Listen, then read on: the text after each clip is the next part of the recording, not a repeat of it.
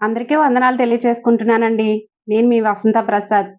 మరి దేవుని మహాకృపను బట్టి దేవుడు నన్ను, నా కుటుంబాన్ని ఎంతగానో ఆశీర్వదించాడండి. మరి మీరందరూ కూడా మరి దేవుని చేత ఆశీర్వదించబడాలని నేను హృదయపూర్వకంగా కోరుకుంటున్నాను. మరి వసంత ప్రసాద్ అనే నా ఛానల్ తప్పకుండా లైక్ చేయండి, షేర్ చేయండి, సబ్స్క్రైబ్ చేయండి. మరి దేవుడు ప్రతి ఒక్కరి జీవితంలో కూడా ఘనమైన అద్భుతాలతో దేవుడు చేయాలని, గొప్ప కార్యాలు ప్రతి ఒక్కరి జీవితంలో కూడా దేవుడు నెరవేర్చాలనే ఉద్దేశంతో నేను మరి ఈ ఛానల్ స్టార్ట్ చేశానండి. మరి వసంత ప్రసాద్ అనే నా ఛానల్ తప్పకుండా మీరు లైక్ చేయండి, షేర్ చేయండి, సబ్స్క్రైబ్ చేసుకోండి. మరి ఈరోజు మరి కొన్ని మాటలు దేవుడు కొన్ని మాటలు నా ద్వారా బయలుపరుస్తాడని చెప్పేసి నేను ఆశపడుతున్నాను. తప్పకుండా మరి ఈ వీడియో స్కిప్ చేయకుండా చూడండి. అలాగే చిన్న ప్రార్థన చేసుకుందామండి. సర్వశక్తిమంతుడైన తండ్రి, నీకు స్తోత్రములు, వందనాలు. నాయనా నా తండ్రి, వాక్య జ్ఞానంలో నన్ను నడిపించి నాకును వినుచున్న బిడ్డలకి నీ ఆత్మ అభిషేకం అందించమని, నీ ఆశీర్వాదాలు పొందుకునే యోగ్యతను దయచేయమని, నీ వాక్యం మాలో ఫలింపచేయమని యేసు పరిశుద్ధనామములో అడుగుచున్నాను తండ్రి. ఆమేన్. మరి అపోస్తల కార్యాలు 12వ అధ్యాయం మరి చూసినట్లయితే 12వ అధ్యాయంలో 13వ వచనాన్ని బట్టి కొన్ని వచనాలు ఈరోజు ధ్యానం చేసుకోవచ్చండి. ఏంటి అని అంటే కనుక మనం గొప్ప కార్యాలు జరగాలి, మన జీవితంలో జరగాలని మనం ప్రార్థన చేస్తాం. మన సమస్యలు పోవాలని ప్రార్థన చేసుకుంటాం. అలాగే మన కుటుంబంలో సమాధానం కావాలి అని ప్రార్థన చేసుకుంటాం. కానీ ఏంటంటే ప్రార్థన చేస్తాము, ప్రార్థన చేయించుకుంటాము, వాక్యాన్ని ధ్యానిస్తాము. కానీ కొంతమందిలో ఏదో ఒక అసంతృప్తి నిజంగా జరుగుద్దా, లేకపోతే గనక నిజంగా అంతే అది ఎవ్వరూ కూడా చేయలేనంత పని అది నా జీవితంలో దేవుడు చేయగలడా అని చెప్పేసి ప్రార్థిస్తూనే కూడా అనుమానించే విధంగా ఒక్కొక్కసారి మన మనసులు చెదిరిపోతూ ఉంటాయండి. అలాగే కూడా మరి అపోస్తల కార్యాలలో కూడా ఈ వాక్యాన్ని గుర్తుకొచ్చినప్పుడు నాకు అనిపిస్తూ ఉంటుంది. ప్రార్థన చేస్తాం మనం కూడా, కానీ నిజంగా జరుగుద్దో లేదో అనే అనుమానంతోటే మనం ఉన్నప్పుడు ఆ అల్ప విశ్వాసం మనల్ని దేవుడికి దూరం చేస్తుంది అని చెప్పేసి నాకైతే అనిపిస్తూ ఉంటుంది. మరి మీరు ప్రార్థన చేయనప్పుడల్లా మీరు అడుగు వాటినెల్లను కూడా పొంది ఉన్నారని నమ్మండి అని చెప్పేసి మనకి వాక్యం చెప్తుంది. ఈ వాక్యంలో చూడండి, మరి పేతురుని చెరసాలలో బంధించినట్టు, వారి కొరకు ప్రార్థనలు చేసినట్టు మనకి మరి క్రైస్తవులందరికీ కూడా చాలా తెలిసిందే. ఇక్కడ చూడండి, అతడు పేతురుని దేవదూతలు మరి దైవం పంపించిన దూతలు, ప్రభువు దూత రక్షించిన తర్వాత, చెరసాల నుంచి విడిపించిన తర్వాత పేతురు వాళ్ళ దగ్గరకు వచ్చేటప్పటికి అతడు తలవాకిటి తలుపు తట్టుచుండగా రోదే అని ఒక చిన్నది ఆలకించుటకు వచ్చెను. ఆమె పేతురు స్వరం గుర్తుపట్టి సంతోషము చేత తలుపు తీయక లోపలికి పరిగెత్తుకుని పోయి పేతురు తలుపు దగ్గర నిలుచున్నాడని తెలిపెను. ఎందుకంటే ఎవరి కోసం ప్రార్థన చేస్తున్నామో అతని స్వరమే ఇది అని చెప్పేసి ఆ రోదే అనే చిన్నది పేతురు యొక్క స్వరాన్ని గమనించి ఏం చేసింది అని అంటే గనక తలుపు తీయకుండానే ఈ సంతోషకరమైన వార్త ముందుగా వాళ్ళకి చెప్దాము అన్న ఉద్దేశంతో వాళ్ళ దగ్గరికి వెళ్తే ఆ అమ్మాయిని అంటున్నారంట వాళ్ళు. అందుకు వారు, నీవు పిచ్చిదానివనిరి, అయితే తాను చెప్పినదే నిజమని ఆమె దృఢముగా చెప్పినప్పుడు వారు అతని చూసి అతని దూత అనిరి. చూసారండి, ఎవరి కోసం అయితే ప్రార్థన చేస్తున్నారు, ఎవరు విడిపించబడాలని ప్రార్థన చేస్తున్నారో వాళ్ళు వచ్చారని మరి ఆ రోదే అనే చిన్నది చెప్తుంటే నీకేమన్నా పిచ్చి పట్టిందా అంటున్నారు. అంటే అంత గొప్ప కార్యం. నిజంగా వాళ్ళు ప్రార్థన చేస్తున్నారే గాని నిజంగా విడిపించబడతాడా ఏమో తెలియదు కదా. ఎందుకు ఆ చెరసాలలో ఉండే పేతురుని ఏం చేస్తారో తెలీదు. కానీ ప్రార్థన మట్టికి చేయడం మన వంతు అన్న ఉద్దేశంతో ఉన్నారు.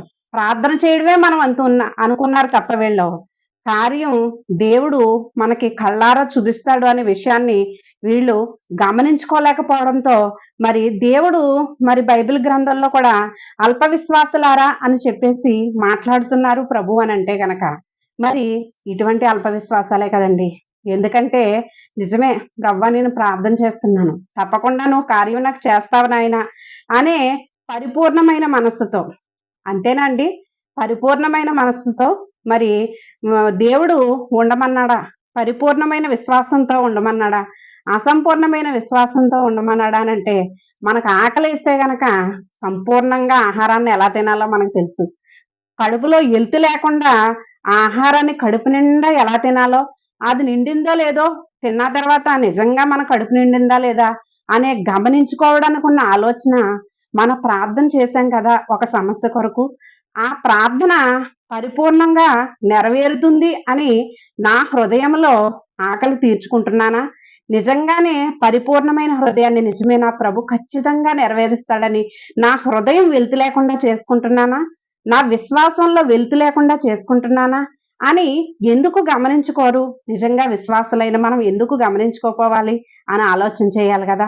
అంటే ఈ లోక సంబంధమైన ఆహారం తినడంలో మేము తృప్తిగా తినాలి, మాకు వెలితి రాకూడదు, లేకపోతే ఏది తినాలనిపిస్తే అది పోరాడి మరీ తినాలి, లేకపోతే ఎలా ఉండాలి ఈ లోకానుసారంగా, మరి ఎలా ఉండాలి అంటే పోరాడి మరీ ఉండాలి అని చెప్పేసి అనిపించేటప్పుడు, ఆ ఆలోచన కలిగినప్పుడు మరి దేవుని విషయంలో కూడా పరిపూర్ణముగా ఉన్నామా లేదా అని మన తలంపులు పనిచేస్తున్నాయా లేదా అనేసి చూసుకోవాలి. నిజానికి చెప్పాలంటేనండి, మరి కుంటివారు గుడ్డివారిని ఏం చేస్తారు? కుంటివారు గుడ్డివారిని అంట వాళ్ళ అయ్యో పాపం కదా అని చెప్పేసి మరి వారిని మరి అయ్యో కుంటివాడు కదా అని చెప్పేసి మనం వాళ్ళ మీద దయ చూపిస్తే వాళ్ళకి చాలా కోపం వస్తుందంట.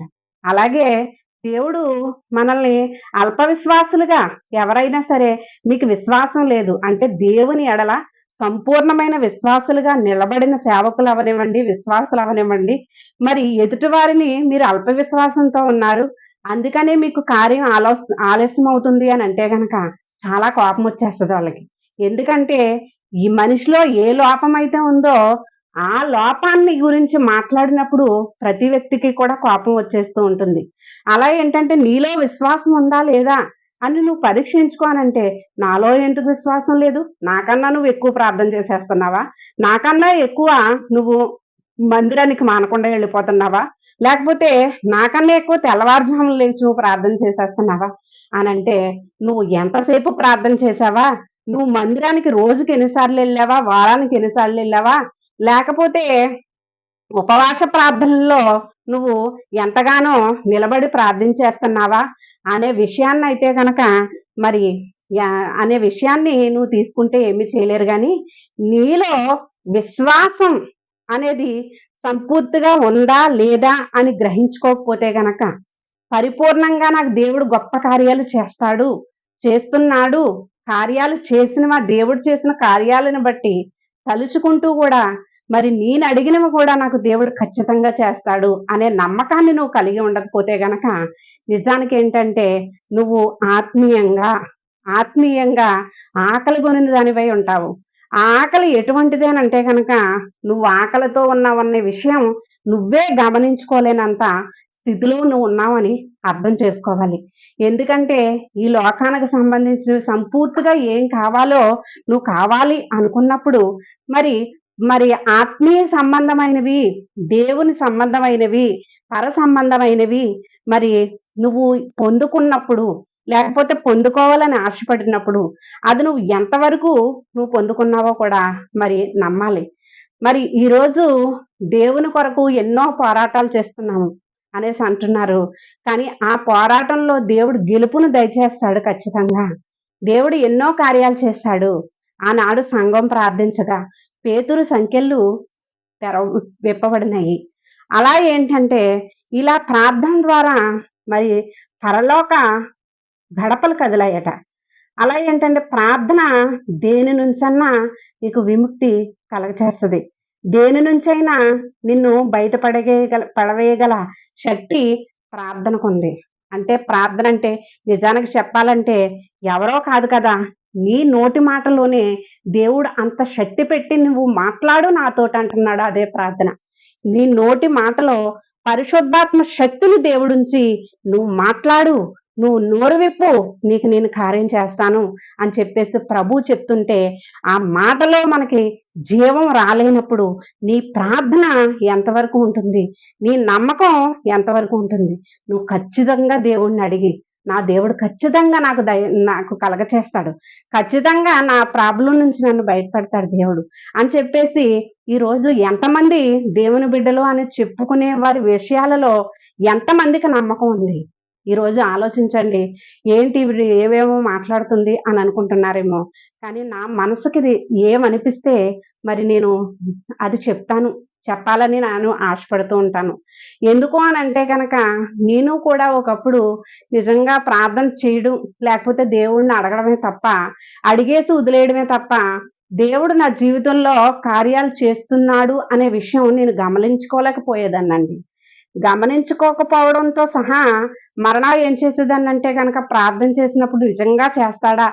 చేస్తాడులే ఖచ్చితంగా అనే నమ్మకాన్ని నేను లేకుండా ప్రార్థన చేసినప్పటికీ కూడా దేవుడు నిజంగా ఎవరిని విడిచిపెట్టడు. కానీ ఏంటంటే మనం ఆయన చేతిలో ఒక మట్టి వంటి వారం. ఆయన మంచి కుమ్మరిగా ఉన్నాడు కాబట్టి మనల్ని తీర్చిదిద్దుకోవడానికే మన దేవుడు చూస్తాడు.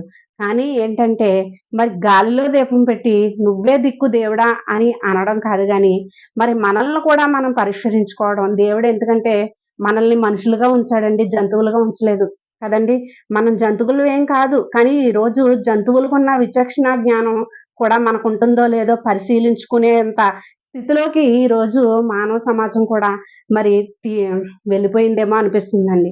అలా ఏంటంటే ప్రతీది కూడా పరిశీలన చేసుకుంటూ నిజమే నేను ఈ మాట కొరకు ప్రార్థన చేశాను నేను. నాకు ఈరోజు సమాధానం దొరికింది. ప్రభువా నీకు స్తుతులు. ఆ! మొన్న దీని కొరకు ప్రార్థన చేశాను. ఖచ్చితంగా నాకు సమాధానం దొరికింది. దేవా! నువ్వు నా తండ్రి. గొప్ప కార్యం చేయగలిగిన దేవుడు. నా జీవితంలో ఇన్నిన్ని సూచక్రియలు నాకు దయచేస్తున్నావయ్యా.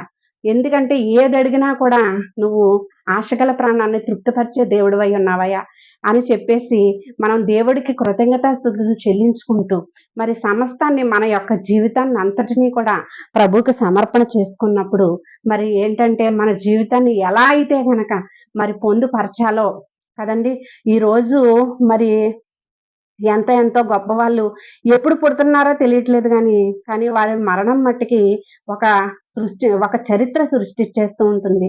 కానీ ఎందుకు అనంటే ఎంతో మంది చనిపోతున్నారు తెలియడం లేదు. ఎంతో మంది పుడుతున్నారు, పుట్టుక గురించి చాలా మందికి తెలీదు. కానీ చనిపోయేటప్పుడు మట్టికి వాళ్ళు ఎలా బ్రతికారన్నది మట్టికి చనిపోయాక వాళ్ళ చరిత్ర అంతా కూడా వస్తుంది.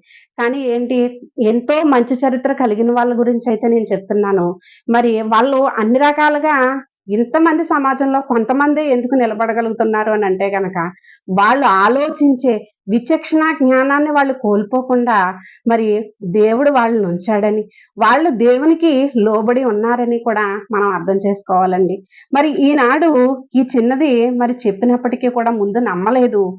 మళ్ళా దూతేమోననుకున్నారు. చివరికి వారు దేని కొరకైతే ప్రార్థన చేశారో మరి ఆ కార్యం ఏ పేతురు కొరకైతే వాళ్ళు ప్రార్థన చేశారో మరి ఆ దేవుడు మరి పేతురుని విడిపించి మరి తన వాకిటకు వాళ్ళని పేతురుని తీసుకుని వచ్చాడండి. అలా ఏంటంటే ఈరోజు మరి ఎలాంటి పోరాటం అవనివ్వండి, క్రైస్తవులందరూ దేవుని బిడ్డలందరూ కూడా కుటుంబం కొరకు అవనివ్వండి, సంఘం కొరకు అవనివ్వండి, సమస్యల కొరకు అవనివ్వండి, అనారోగ్యం కొరకు అవనివ్వండి, ఏదైనా ఒక అంశం పైన మీరు ప్రార్థన చేసుకుంటే కనుక దేవుడికి సమర్పించుకుంటే కనుక ఖచ్చితంగా అది మన దేవుడు మన జీవితాల్లో నెరవేరుస్తాడని ఖచ్చితంగా నమ్మి మరి అసంతృప్తి పరులే కాకుండా పరిపూర్ణమైన మనసుతో పరిపూర్ణమైన విశ్వాసంతో మీరు దేవుని వైపు చూస్తూ నిదానించి చూస్తూ మరి నిలబడాలి. దేవుడు నన్ను అలా నిలబెట్టాలి అని చెప్పేసి నేనైతే హృదయపూర్వకంగా కోరుకుంటున్నానండి. మరి ఈ వాక్యం ఈ మాటలు మనందరిలో దేవుడు ఫలింపచేయును గాక. ఆమేన్. మరి చిన్న ప్రార్థన. మహాపరిశుద్ధుడైన తండ్రి, ఈ మాటలు ఎవరైతే వింటారో వాళ్ళకి నీ కృప దయచేయండి, కనికరం దయచేయండి. పట్టుదల కలిగి ప్రార్థన చేసి నాయన పరిపూర్ణమైన విశ్వాసంతో నా తండ్రి యేసయ్య నీ ఎడల భయభక్తులు కలిగి ప్రతి బిడ్డ ఉండి మీరు ఇచ్చే ప్రతి ఆశీర్వాదాన్ని పొందుకునే యోగ్యత ప్రతి ఒక్కరికి దయచేయండి. యేసు పరిశుద్ధ నామములో అడుగుచున్నాను తండ్రి. ఆమేన్. ఆమేన్. ఆమేన్. మరి వసంత ప్రసాద్ అనే నా ఛానల్ కనుక మీకు నచ్చినట్లయితే తప్పకుండా లైక్ చేయండి, షేర్ చేయండి, సబ్స్క్రైబ్ చేయండి. మరి ప్రతి ఒక్కరూ కూడా మరి ఛానల్ సబ్స్క్రైబ్ చేసుకుని ఒకవేళ షార్ట్స్ అవి ఉంటాయి కాబట్టండి మరి దేవుడు మిమ్మల్ని ప్రేరేపిస్తే షేర్ చేసి మీ స్నేహితులకు కూడా షేర్ చేసి సబ్స్క్రైబ్ చేసుకోమని నేనైతే కోరుకుంటున్నానండి. Thank you for watching. ఇట్లా మీ వసంత ప్రసాద్.